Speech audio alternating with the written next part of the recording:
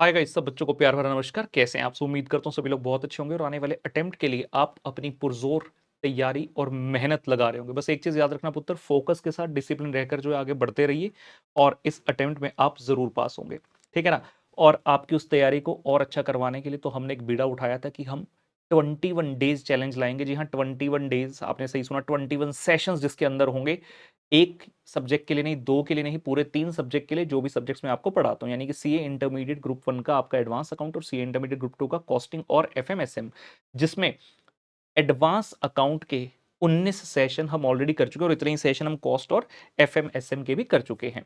आज बारी है एडवांस अकाउंट के सेशन नंबर 20 की, जिसमें हम दो अकाउंटिंग स्टैंडर्ड की बात करेंगे, एएस नंबर 26 और एएस नंबर 27 के बारे में। और अंतिम सेशन ऑब्वियसली रहेगा जहां पर एएस नंबर 28 और 29 की बात जो है फाइनली की जाएगी। उम्मीद करता हूँ सेशन आप बच्चों को बहुत पसंद आ रहे होंगे और हम आज का सेशन बिना किसी विलंब के जो है अब करेंगे स्टार्ट।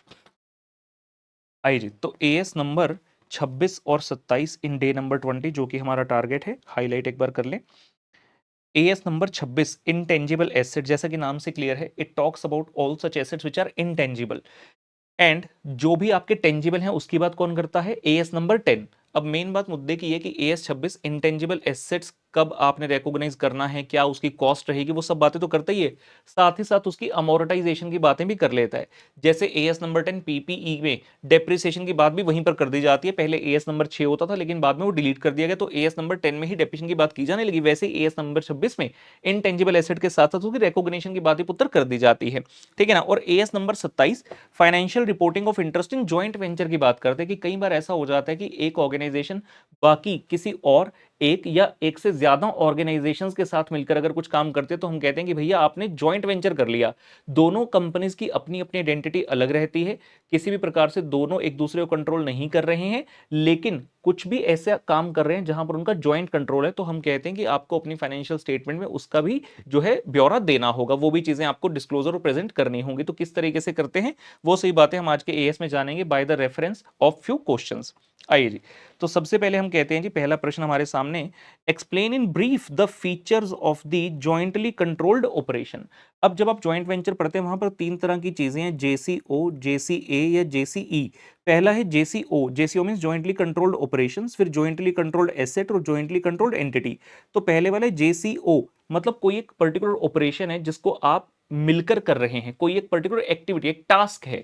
दूसरा कह रहे हैं जॉइंट कंट्रोल एसेट्स, यहां पर आप किसी एसेट के ऊपर जॉइंट कंट्रोल रख रहे हैं, एक से ज्यादा पार्टीज। और तीसरे में जॉइंट कंट्रोल आपकी एंटिटी, मतलब यहां पर एक अलग से कंपनी, स्पेसिफिकली एक अलग से एंटिटी बेसिकली बनाई जाती है और उस एंटिटी के थ्रू ही सारा काम किया जाता है। लेकिन पहले दो में अलग से एंटिटी नहीं बनाई जाती। तो हमसे पूछ रहा है जॉइंटली कंट्रोल ऑपरेशंस की कुछ फीचर्स बता दीजिए। थ्योरी क्वेश्चन एग्जाम में आने लायक है। सबसे पहली बात, each venturer has his own separate business, हर बंदे के पास अपना बिजनेस है। ऐसा नहीं है कि अपना बिजनेस नहीं है, हर कोई अपना बिजनेस तो कर ही रहा है। लेकिन अब क्या हुआ, उन सब के बीच में कॉमन एग्रीमेंट हो गया रिलेटिंग टू दिस ऑपरेशन, की हाँ भाई हमें ये टास्क करनी है। ठीक है ना? मान लो जी मैं एक आर्किटेक्ट हूं, एक दूसरा पर्सन है जिसका बिल्डिंग सप्लाईज का काम है, बिल्डिंग मटेरियल की सप्लाई का, तो हम दोनों ने एक जॉइंट वेंचर कर लिया कि जो भी मेरे को ठेका मिलेगा, जहां पर भी मेरे को किसी के लिए कॉमर्शियल रेजिडेंशियल बिल्डिंग बनानी है, तो हम दोनों जॉइंट वेंचर मिलकर बनाएंगे और प्रॉफिट अपना बांटने के पर एग्रीड रेशो। तो हम दोनों ने ऐसा काम करना स्टार्ट कर दिया, लेकिन हमने इसके लिए कोई सेपरेट एंटिटी नहीं बनाई, कोई सेपरेट एंटिटी नहीं बनाई।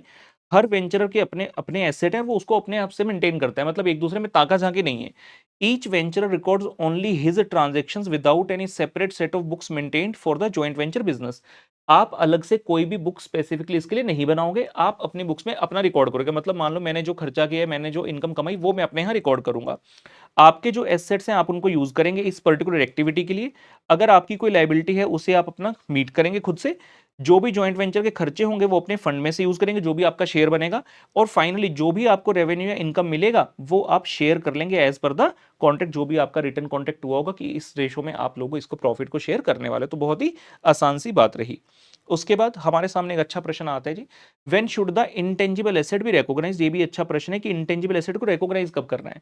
तो आपको एएस नंबर 26 में कंडीशंस बताई हैं तीन। अगर ये तीनों कंडीशन फुलफिल हो जाती है तो हम कहेंगे कि हाँ इंटेंजिबल एसेट को रिकॉग्नाइज कर लीजिए on the fulfilment of following condition. पहला कहता है जी, item meets the definition of intangible asset.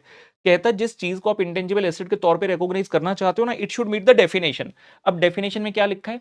Definition में लिखा है कि भाई इंटेंजिबल एसेट वो होता है जो कि नॉन मॉनेटरी है, मतलब वैल्यू सेम नहीं रहती। It should be under the control of entity. आप प्रूव होना चाहिए कि आपके कंट्रोल के अंडर है। कैसे प्रूव होगा? आपने इसकी रजिस्ट्रेशन करा रखी है, आपके पास सर्टिफिकेट होगा जिसमें लिखा होगा कि हाँ ये पर्टिकुलर इंटेंजिबल एसेट आपका है। उसके बाद it should be under your control, साथ ही साथ या तो आपके प्रोडक्शन में या सप्लाई ऑफ सर्विसेज में यूज हो रहा है, मतलब आपको फ्यूचर इकोनॉमिक बेनिफिट दे रहा है, या फिर आप रेंटल के लिए इसको यूज कर रहे हो। तो ये कुछ कंडीशंस हैं डेफिनेशन की। Second, it is probable that future economic benefits that are attributable to the asset will flow to the enterprise. और ये आपको प्रूव करना होगा कि सिर्फ ऐसा नहीं कि हाँ आपकी पहली कंडीशन कंप्लीट होगी, अंडर द कंट्रोल है, नॉन मॉनेटरी है, बढ़िया है। प्रूव करना होगा कि फ्यूचर इकोनॉमिक बेनिफिट भी आएंगे, क्योंकि चाहे एसेट टेंजिबल हो या इंटेंजिबल हो, इस कंडीशन के बिना तो आप किसी चीज को एसेट बोल ही नहीं सकते। फ्यूचर इकोनॉमिक बेनिफिट मतलब 12 महीने से ज्यादा तक इसके बेनिफिट्स हमें आते रहेंगे। And last and most important, the cost of the asset can be measured reliably. Intangible asset में मेनली दिक्कत आती है कि कॉस्ट नहीं पता चलती, तो वो कह रहे हैं आपको कॉस्ट भी इसकी जो है रिलायबली मेजर करनी होगी। अगर हाँ है तभी आप इसको रिकॉग्नाइज कर सकते हो। यानी कि इसका मतलब हो गया, मान लो सेल्फ जनरेटेड गुडविल है, अब उसकी कोई कॉस्ट नहीं है, आपने इतने साल से बिजनेस किया, कहते जी 40 साल हो गए बिजनेस में, लग रहा है हमारा वर्थ है, कह रहे 10 करोड़ रुपए वर्थ है, आओ बैलेंस शीट में लिख कर आए। ना भाई ना, नॉट अलाउड। इसकी कॉस्ट आपने मेजर कैसे की? How did you say 10 crore? Why not 50 crore? Why not 5 crore? Why not 50 lakh? कहां से आया वाला अमाउंट जो आपने बोला? तो कॉस्ट रिलायबली मेजर नहीं हो सकी उस केस में, तो कॉस्ट भी रिलायबली मेजर होनी चाहिए, तभी हम उसको इंटेंजिबल एसेट को रिकॉग्नाइज करेंगे। रिकॉग्नाइज मतलब अपनी बुक्स बैलेंस शीट के अंदर ले आएंगे। ठीक है जी, बढ़िया प्रश्न रहा। अच्छा, इससे पहले आगे बढ़े भाई, चैनल को सब्सक्राइब करके बेल आइकन प्रेस कर दिए, और साथ साथ वीडियो को लाइक करना ना भूलें। इमीडिएटली लाइक कर दो पुत्र, छेती छेती। नेक्स्ट क्वेश्चन हमारे सामने, the company had spent ₹45 lakh for publicity and research expense on one of its new consumer product which was marketed in the accounting year 2011-12 but proved to be a failure. तो आपने एक particular product के ऊपर काफी खर्चा किया, publicity वगैरह के 45 लाख का, लेकिन प्रोडक्ट फाइनली चल नहीं पाया। State how you will deal with the following matter in the accounts of company for the year ending. कहता बताओ जी इसका करें क्या। बड़ी सिंपल सी बात है, एस 26 बोलता है कि भाई आपने किसी चीज को इंटेंजिबल एसेट कब बनाना है, उसमें कंडीशन थी फ्यूचर इकोनॉमिक बेनिफिट आना चाहिए। तो क्या यहाँ से कोई फ्यूचर इकोनॉमिक बेनिफिट आएगा? नहीं। आपका प्रोडक्ट ही फेलियर हो गया, तो आप यानी कि इस प्रोडक्ट में डील अब नहीं कर रहे, तो जो भी आपका खर्चा हुआ था आप उसे सीधा P&L में लेकर जाएंगे और राइट ऑफ कर देंगे, इसको एसेट नहीं बनाएंगे। In the given case, the company spent ₹45 lakh for publicity and research of a new product which was marketed but proved to be a failure. It is clear that in future there will be no related further revenue or benefit because of the failure of such product. So, according to AS number 26 intangible asset, company should charge the total amount as an expense in the profit and loss account. आप इसी साल के P&L में डालकर इसको खत्म कर देंगे। ठीक है, wonderful question. Question number 4 exam में आया हुआ, बढ़िया प्रश्न।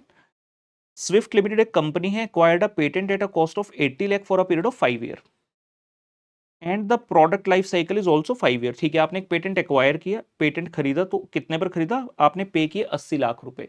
5 साल ही प्रोडक्ट की लाइफ साइकिल है, मतलब जिस प्रोडक्ट को बनाओगे इस पेटेंट का प्रयोग करके, उस प्रोडक्ट की लाइफ साइकिल भी 5 ही साल है। कंपनी ने कॉस्ट को कैपिटलाइज कर लिया and started amortising the asset at 10 lakh per annum. अब यहां तक पढ़कर बच्चों को लगता है 80 लाख डिवाइड बाय 5 तो 16 लाख होता है, 10 लाख कैसे करो, क्वेश्चन गलत है। अरे भाई रुको, किसने कहा कि 80 लाख डिवाइड बाय 5 ही करना है? एएस 26 कितने क्लियरली बोलते हैं कि भाई फ्यूचर इकोनॉमिक बेनिफिट की जो रेशियो है उसमें करना होता है। तो क्या पता फ्यूचर इकोनॉमिक बेनिफिट आपको लग रहा है हर साल सेम आएगा, ऐसा ना हो हर साल 16 लाख ना हो, शुरू के सालों में कम आ रहा हो, तो उन्होंने 10 लाख के हिसाब से करना चालू कर दिया। द कंपनी फर्दर बोलता है the company had amortized the patent at 10 lakh per annum in the first 2 years on the base of economic benefits derived from the product manufactured under the patent. Clear कर, कहता भाई हमने 2 साल तक इसको, पहले 2 साल 10-10 लाख के हिसाब से जो राइट ऑफ कर दिया, अमोर्टाइज कर दिया, मतलब 80 लाख में से 10 और 10 माइनस करके 60 लाख रह गए, बाकी के 3 साल बचे, टोटल 5 में से 2 निकल गए। लेकिन कहता 2 साल के बाद it was found that the product life cycle में continue for another 5 years from then. 2 के बाद लगा बैलेंस 3 नहीं, बैलेंस 5, हम 5 और यूज कर सकते हैं, मतलब टोटल साल हो गए 7। और पेटेंट रिन्यूएबल था, मतलब आपने उसको रिन्यू भी करा लिया 2 साल के लिए, फीस देकर, and company got it renewed after the expiry of 5 year. कहता जी जो नेट कैश फ्लोज आए from the product during the 5 years were expected to be, तो हमें लग रहा है कि अगले 5 साल, जो नए 5 साल, 2 के बाद जो 5 साल बचे हैं, उसमें इतने इतने रुपए के कैश फ्लो हमें जो है आ जाएंगे इस प्रोडक्ट से, जिस प्रोडक्ट के लिए हम इस पेटेंट को यूज कर रहे हैं।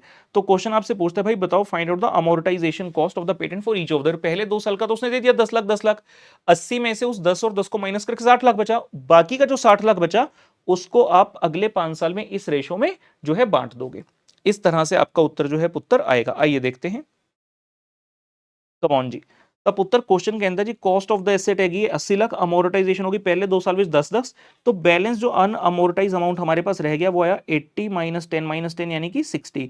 और इसका क्या करना है, it is to be amortize in the ratio of future economic benefit. तो कैसे होगा, स्टेटमेंट शोइंग द अमोर्टाइजेशन, जिसमें हम कह रहे हैं जी ईयर, फ्यूचर कैश फ्लो और अमोर्टाइजेशन।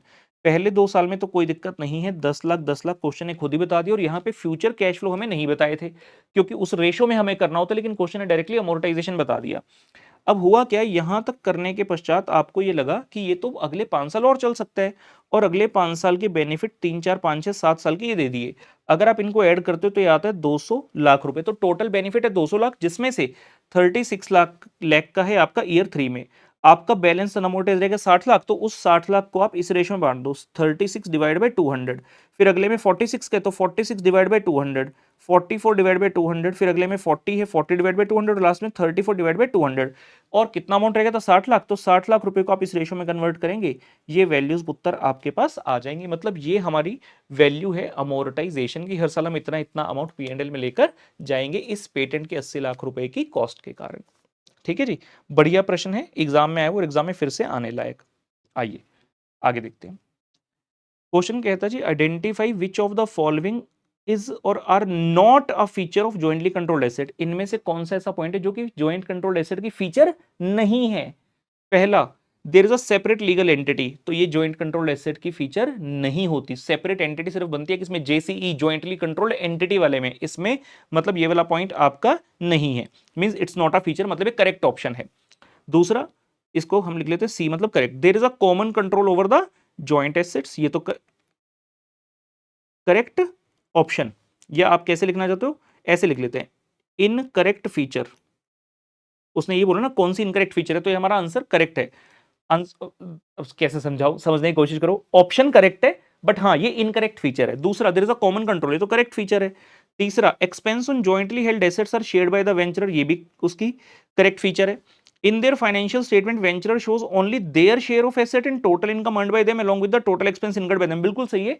अगर एक से ज्यादा पार्टी किसी एसेट को जॉइंटली कंट्रोल करते हैं तो वो अपनी फाइनेंशियल स्टेटमेंट में सिर्फ अपना अपना शेयर दिखाते हैं, एक्सपेंस का, इनकम का और एसेट का। तो ये भी करेक्ट फीचर है, मतलब जो आंसर करेक्ट है वो सिर्फ ऑप्शन 1 है, क्योंकि उसने पूछा था बताओ कौन सी फीचर इनकरेक्ट है, और हमें different A B C D दिया है। इसमें पहला पॉइंट कहता है सिर्फ क्या पॉइंट नंबर ए हमारा करेक्ट आंसर है, क्या पॉइंट 1 और 3, क्या पॉइंट 3 और 4, या पॉइंट 1 और 2। तो हमने पहले ही देख लिया सिर्फ पॉइंट 1 जो है वही हमारा करेक्ट आंसर बनेगा, तो बाकी सारी ऑप्शन इररेलेवेंट होगी। ए पॉइंट नंबर 1, यानी कि ये यही हमारा करेक्ट ऑप्शन है। कहता जी एक्सपेंडिचर ऑन रिसर्च, जो आपका खर्चा रिसर्च के ऊपर होता है, ए26 की बात करें, शुड बी, पहला पॉइंट रिकॉग्नाइज्ड एन एसेट, जी नहीं। रिकॉग्नाइज्ड एज एक्सपेंस, हाँ जी। टेकन टू कैपिटल, नहीं। नन ऑफ द अबव, नहीं। तो करेक्ट आंसर क्या है, रिकॉग्नाइज्ड एज एक्सपेंस। तो बड़े ही क्लियरली एएस नंबर 26 ये बताता है कि भाई कभी भी आपने रिसर्च के नाम से कोई खर्चा किया, उसको उसी साल के पीएनएल में डालकर आपने एक्सपेंस दिखाकर जो है खत्म कर देना, उसको रिकॉग्नाइज करने की कोशिश मत करना। कई बार आप किसी एसेट को जब खुद से डेवलप करते हो, उसका जो खर्चा है वो 2 फेज में बांटा जाता है, रिसर्च फेज और डेवलपमेंट फेज। तो रिसर्च फेज का जो अमाउंट होता है वो आपका पीएनएल में जाता है। जब डेवलपमेंट फेज एक बार स्टार्ट होगा तो वो सारा अमाउंट आप रिकॉग्नाइज करते हो as an asset in the balance sheet.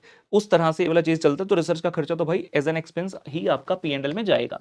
ठीक है जी, तो हमारा 20 नंबर सेशन भी खत्म हो गया। नेक्स्ट सेशन में मिलेंगे, हमारा लास्ट सेशन होगा।